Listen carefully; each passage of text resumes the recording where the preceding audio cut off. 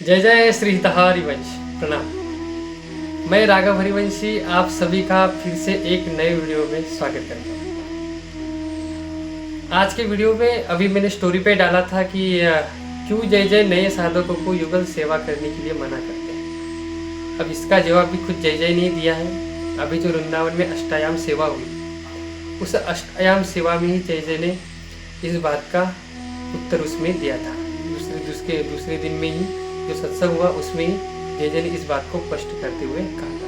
अब वो ऑडियो में थोड़ी ही है, वो मैं आपको वीडियो में लगा दूंगा, पर मैं थोड़ा इस पर बताऊं कि क्यों जय जय ने मना किया था। क्योंकि क्या होता है, जय जय ने तो ये कहा था कि जिन साधकों की दीक्षा अभी अभी हुई है या फिर आगे चलकर हो जाएगी, अब जिन साधकों के पास दीक्षा से पूर्व जो भी ठाकुर जी की सेवा उनको आती रही है, जिनके पास अब दीक्षा से पहले बहुत सारे साधकों के पास, किसके पास लड्डू गोपाल जी की सेवा होती है तो किसी के पास युगल सेवा होती है।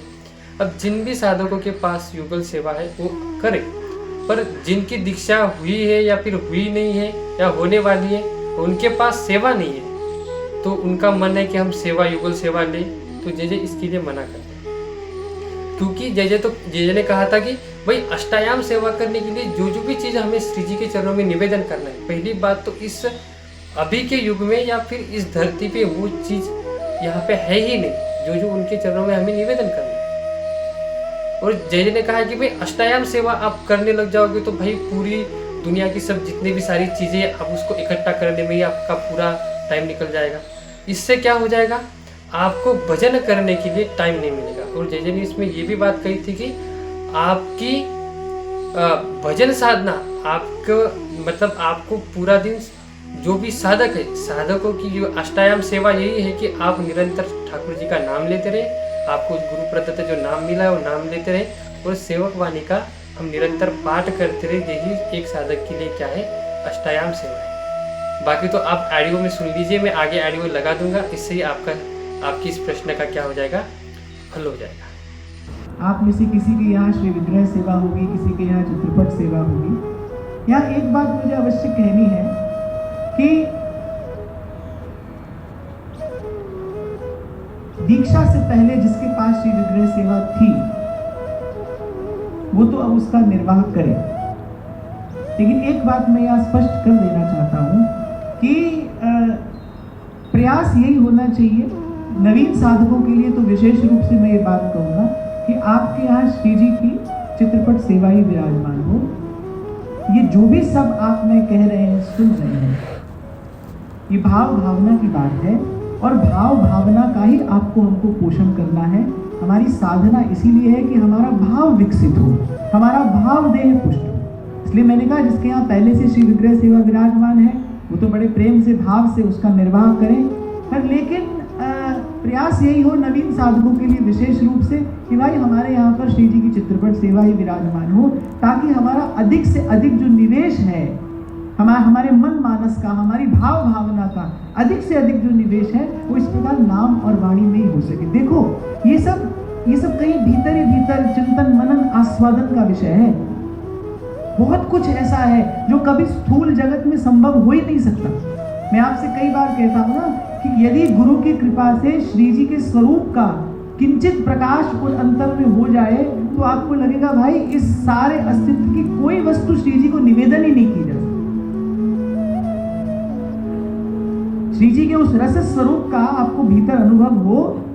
गा तो रहे आप और मैं कि काजर की रेख और पानन की पीक भारी और सुकुमार ताई कैसे कह बेचारी है।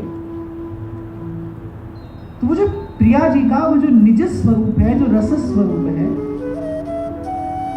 अब यहाँ पर आकर शब्द समाप्त हो जाते हैं क्योंकि यहाँ से आगे बात अनुभव की है। श्री हरिवंश प्रमाण मनम, एक रसिक का हृदय ही इसमें प्रमाण है, उसके हृदय का अनुभव ही इसमें सर्वस्व है। तो केवल यहाँ इस बात को आप संकेत से समझना कि हमारे यहाँ जो ये सेवा परिपाटी है, आप देखो आरंभ से ही ध्रुवदास जी कहते हैं दूजे तीजे जो जुड़े साख पत्र कछुआई ताही में संतोष कर रहे अधिक सुख पाई। ऐसा जीवन जीकर हमको इन रसिकों ने 42 लीला जैसा प्रसाद दिया। भीतर ही भीतर डूबे हैं, भीतर ही भीतर इन सब भावों का उन्होंने चिंतन किया है, मनन किया है, आस्वादन किया है और फिर इन शब्दों के रूप में उद्गलन किया।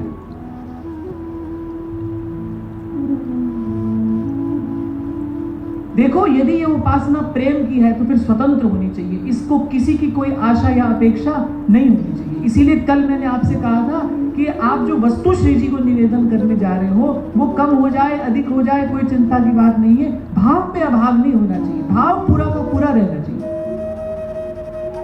इस बात को थोड़ा समझना कि यदि हमारी सेवा किसी वस्तु पर आश्रित होगी तो भाई वस्तु तो सबके पास एक जैसी नहीं होगी, किसी के पास कम होगी, किसी के पास अधिक होगी, किसी के पास अभाव होगा, किसी के पास प्रभाव होगा।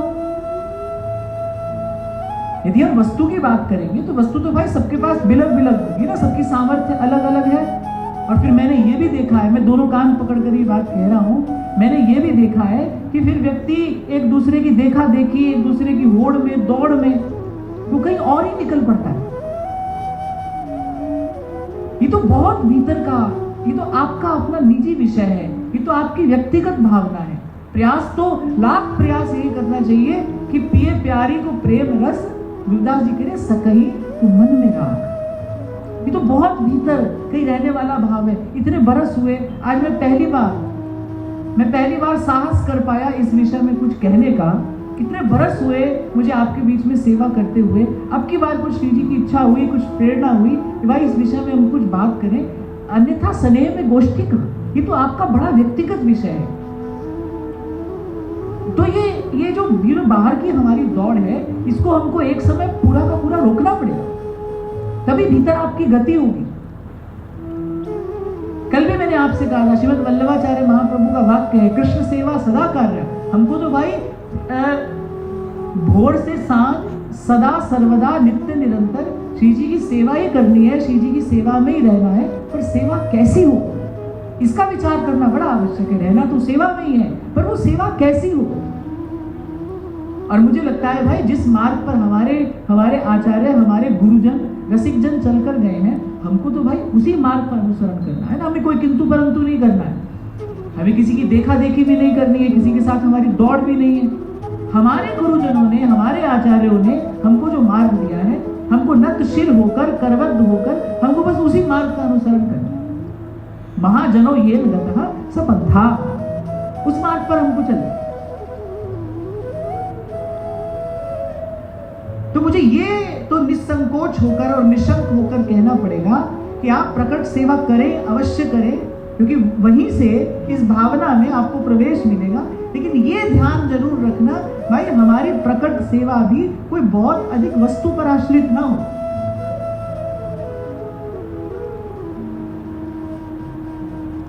वस्तु तो स्थूल है और ये रस सूक्ष्म से भी सूक्ष्म है, वस्तु की यहां पर गति नहीं है।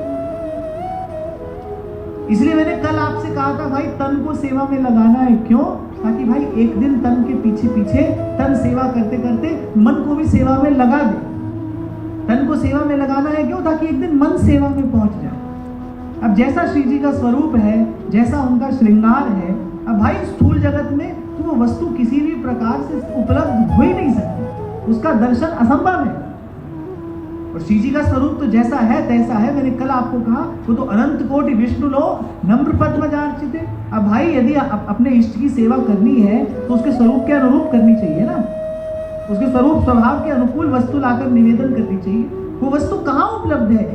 इस लौकिक जगत में तो वो वस्तु उपलब्ध नहीं।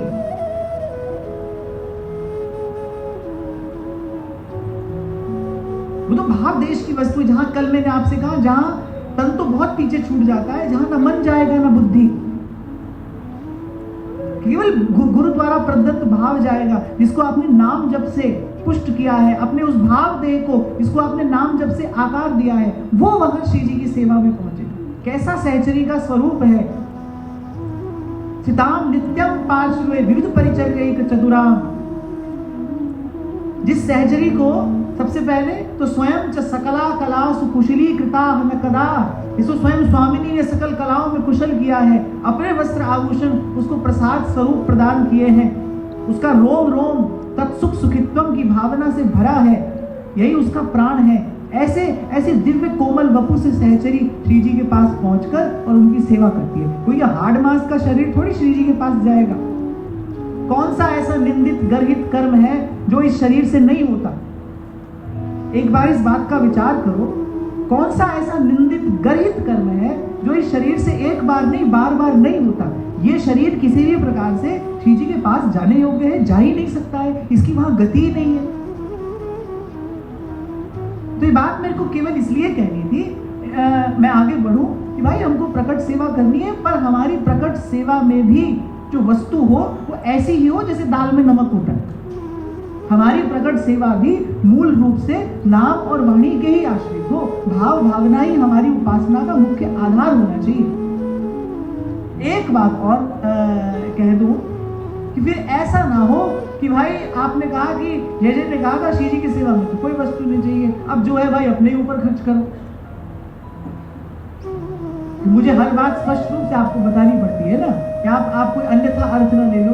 भाई अपना सुख तो बहुत पीछे छूट चुका ना, तब तो यहाँ तक आए हैं, तब तो इस द्वार पर आए। खान पान सुख चाहत अपने, तिनको प्रेम छुअत नहीं सपने।